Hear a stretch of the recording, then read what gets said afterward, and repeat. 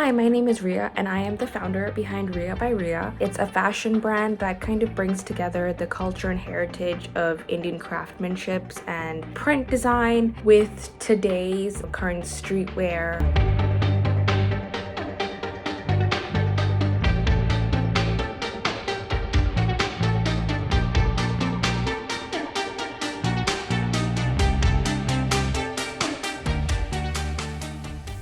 As a designer, I've always been very inspired from Indian architecture and especially the motifs that we use and the storytelling behind it. And I've always felt like it was a very dying culture and dying art that needed to be brought into the current space. All of my designs and prints that I make for all the garments, they take very specific elements from those motifs, whether it be a recreation of it or the color palettes, and we merge it with more like contemporary designs. The whole ethos and vision behind it is to kind of continue that culture into today's world and not let it die out. Growing up outside of my home country, I've noticed that Indian art, Indian motifs, Indian prints and fabrics get used up as trends rather than people knowing the significance behind it. And I wanted to start a brand where people were knowing what they were wearing. They knew the stories that were being told behind the prints. That's where it all began from, and that's where I started designing from. While I do design a lot with cultural sustainability in mind, the biggest thing also is how conscious we are with the fabrics that we use, the work we do for each garment. So mainly we use denim for all the products, all the printed denims, and it's 100% cotton denim, so not no polyester, which is something that is hard to do, but I managed to find someone who was willing to digitally print 100% cotton denim, which was amazing. And then for the ready-to-wear collections, even if we do end up using polyester, it is a very, very low percentage. Our packaging is all made from 100% cotton canvas. And in terms of the custom wear, each piece is made per order. And at the moment, I hand make it myself.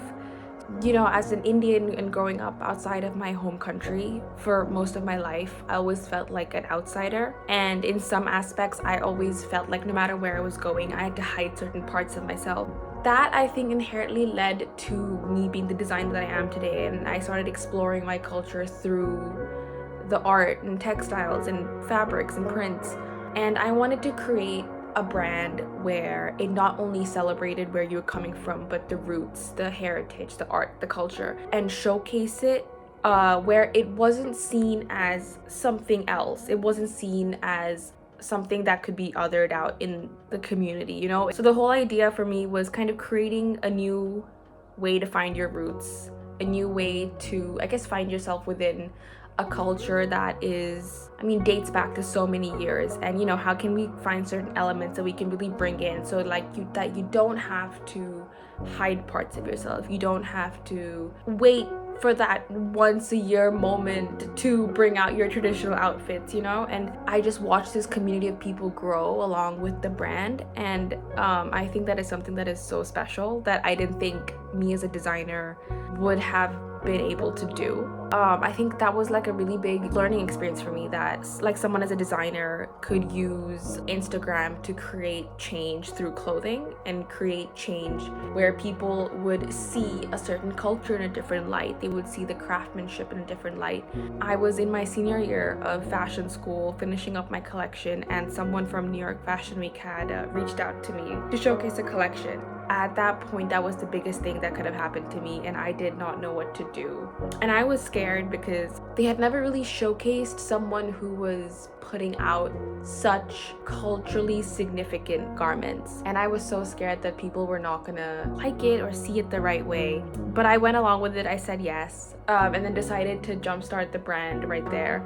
But I think there was so much I had to learn that I didn't know about. There were so many sleepless nights. I think at the end, the major win would have been just the amount of responses I got on the collections. And there were people just outside of people from my own culture that were just loving these prints, and suddenly I found that there was a whole group of people who wanted to know more, the story behind these prints, the story of where everything came from. And for the first time, I felt like I was making a change in fashion, and that is what I wanted to do. I wanted to create a conversation where people can really explore the beautiful culture of India through fabric and through clothing. And I really wanted to change the narrative of what people think of our culture, and I did that through fashion.